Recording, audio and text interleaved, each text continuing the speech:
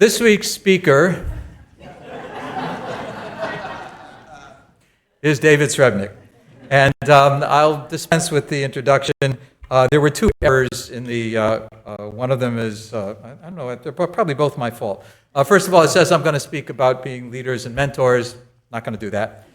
And at the end of the first paragraph, it says that 20 plus 25 equals 45, and 45 squared equals 2025 factorial.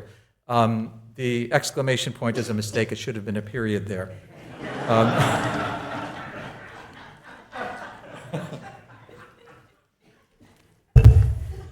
Thank you.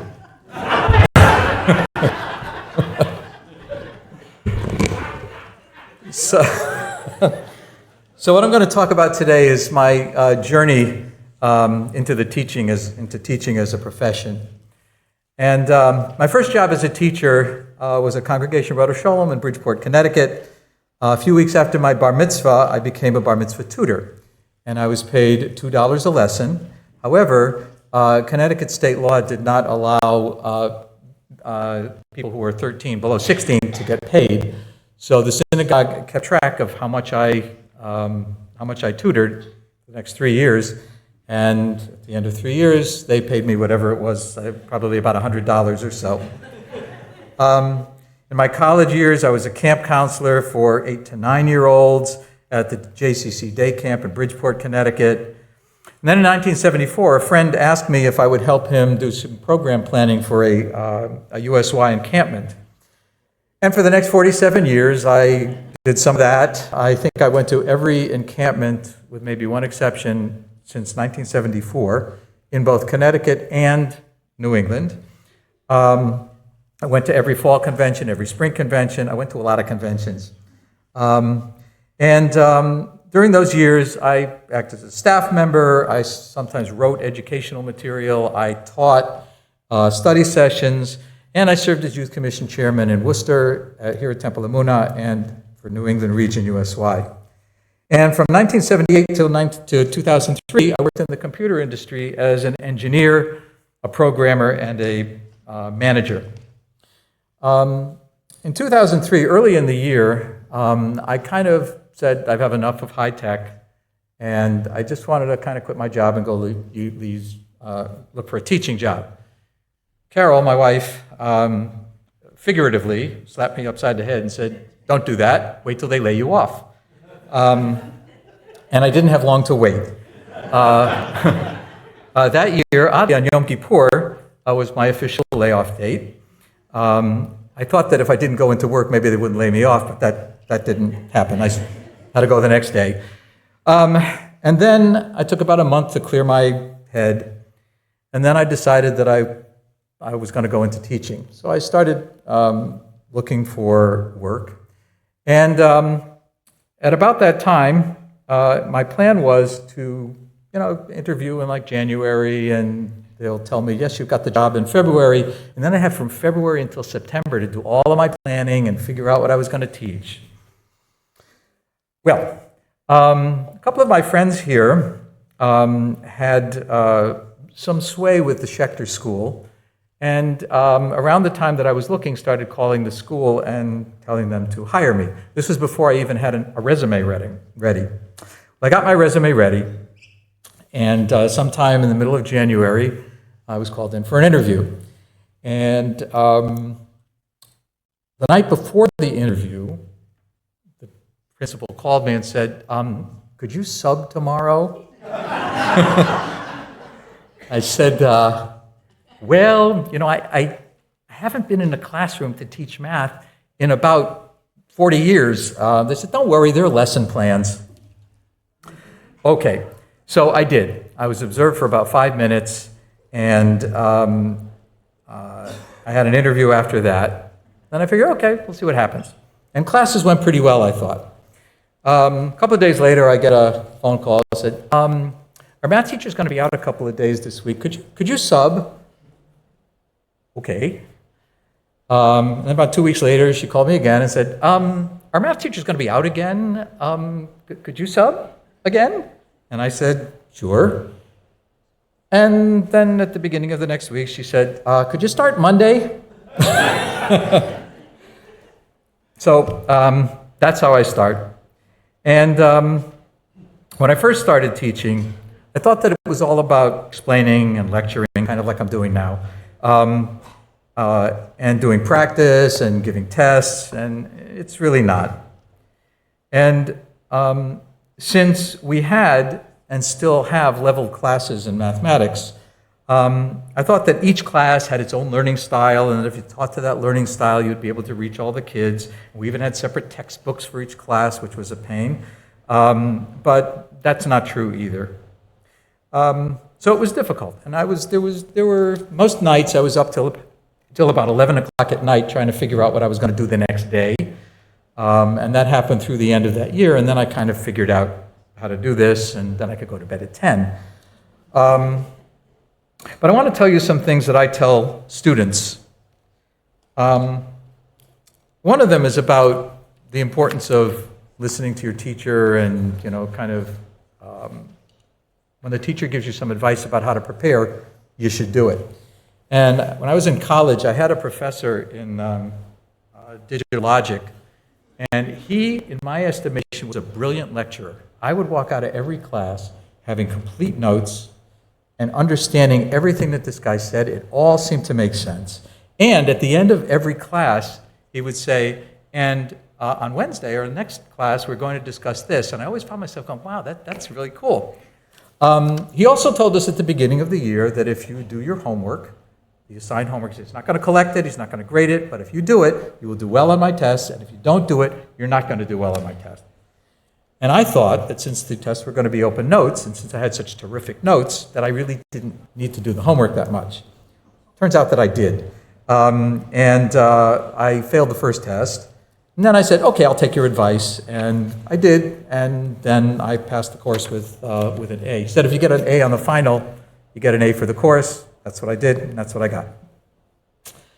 Another thing I tell my students is that some math problems that we give you to do are just stupid.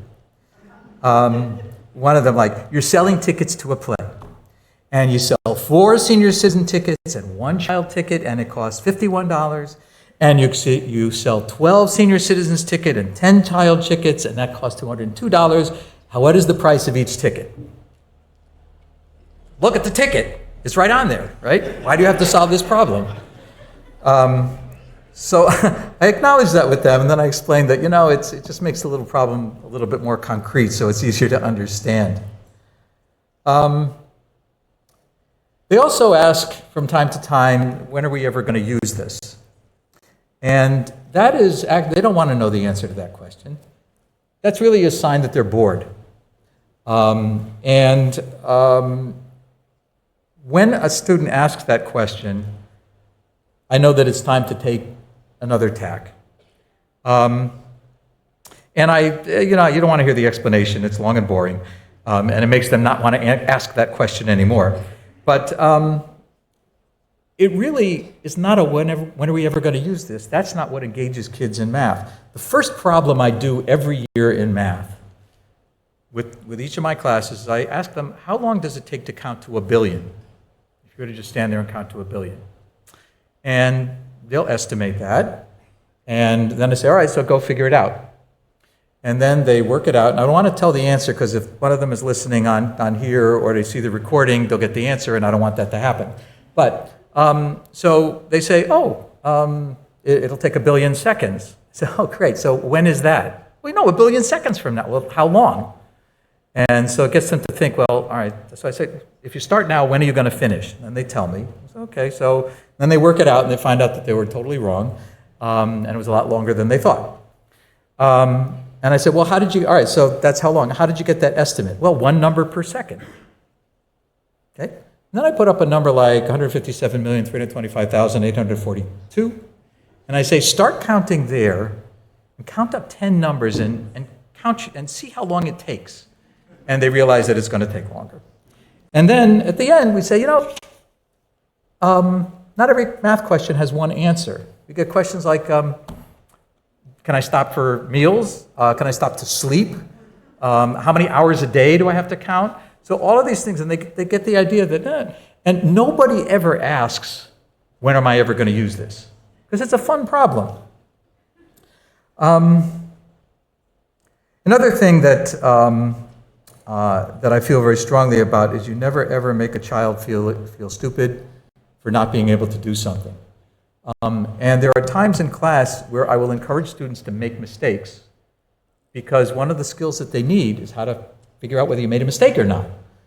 And I'll, with their permission, call them out and say, you know, you made a mistake here. Can we put this up on the board and see if someone can find it? And we do that. And they get the idea that making mistakes is okay. I wish I could find the source of the statistic. But I remember being in a lecture, and the lecturer said that people who use math for their job, whatever their job is, whatever math they have to do, they will be able to learn that math and do it with about 95% accuracy. So if you take the same people and give them the same problems, the way they are stated in a math textbook, that goes down to about 35%. Now, I don't know if those numbers are exactly correct, but that was the point, that the math that we teach them is sometimes not accessible and hard to grasp, but that's kind of part of the learning process. It's also not a measure of your intelligence. I was thinking about this, and math classes, I may be totally wrong, and if there are language arts teachers or social studies teachers who want to correct me on this, please go ahead and do that. But to my thinking, math is a series of classes, and it's a pretty set series of classes, and you do them in order, and each one is more difficult than the next, and each one kind of builds on the next one. And to me, that increasing level of difficulty is not immediately evident in a language arts curriculum. In other words, they don't say, we're going to start with this kind of writing, and then the next year, we're going to have this kind of writing, except it's going to be more difficult, and you have to add this. It's not perceived to be that kind of a sequence. And I explained that there's some very capable people, brilliant people, who can't do math. And I tell them there's an example, there's an artist who is a very famous Jewish artist, and he didn't know how to use a cell phone. He couldn't work with numbers enough to calculate his profits and losses, which is why he had a manager, and I only found this out because I know the manager, and who would do that for him. Maybe he didn't have math ability, but he's a brilliant artist. And also, students are not interested, well, they think that math is, I'm going to teach you how to do something, and let me do a bunch of problems, and then you learn it, and that's it, and that's what mathematics is. But real mathematicians don't work on problems that they know how to solve. They work on problems that they don't know how to solve. That's what they do. And that gives students permission to work on problems that they don't know how to solve, and to get started on things, and just try stuff. Sometimes if you teach method too much, they don't see the value of guessing. And I say, but go ahead and guess. See what the guess does for you. See what it teaches you about the problem. But by far, one of the most rewarding parts about being a teacher and a USY staff is being able to stay in touch with former students and USYers after they've left school or graduated from USY. One former student sent me a copy of his PhD thesis, and in the introduction to the PhD thesis, he called out our 7th grade math teacher and me as people who set him on the road to that path. Another student invited me to his college graduation party. I wasn't able to make it, but I wrote back and I said, so you want to just grab a cup of coffee or go out for dinner or something? And he said yes, and we did. And he told me, he was rather advanced in my class. Instead of listening to what I was teaching, he was reading an Algebra 2 math book, which he was able to absorb without any of my help. And when I talked to him, he finished his coursework at MIT 3.5 years into his stay there. But it meant enough to him to kind of reconnect at that moment. There's students, very short list of students that I've had the pleasure of tutoring through their high school years, through all 4 years. And you develop a nice relationship with those students, and those things are kind of special. And finally, I don't know, I would never have thought that after I graduated, let's say from high school, that it would be cool to go back to high school and kind of say hello to my teachers and go into their classes and disturb them and do stuff like that. But our students do that. When they have days off, when we don't, you have 5 or 10 students show up at the school at about 10 o'clock in the morning and come in. They'll come into classrooms, they'll chat with teachers. They feel comfortable doing that. And to me, that speaks loudly about what we do at Schechter. Another dimension of doing all of this youth work is that right now, our head of school, our director of development, former teacher with whom I started teaching at Schechter, we started at the same time, our school rabbi, and his wife, and parents of my past, current, and future students, all of those people were once U.S. Wires that I had been staffed on conventions that I had staffed. Our current head of school was regional president in Narusi in 1997, and I was on staff at that point. And when I started, she called me into her office, and among the things she said is this awkward for you? Yeah, but I'll get over it. But what I think is most important is that we're all teachers in one way or another. In this synagogue, we have people who model what we should be doing in this synagogue. One of my big things is when I go into another synagogue, do I get welcome? Does anybody talk to me? And I've been in synagogues where I'll walk in and someone will talk to me. And they'll greet you and they'll say, and one time they introduced me to other people in the synagogue. I was in Los Angeles and a couple walked in and said, these folks are from Boston, you should meet them. And I said, well, I already know them, they're parents of one of my students.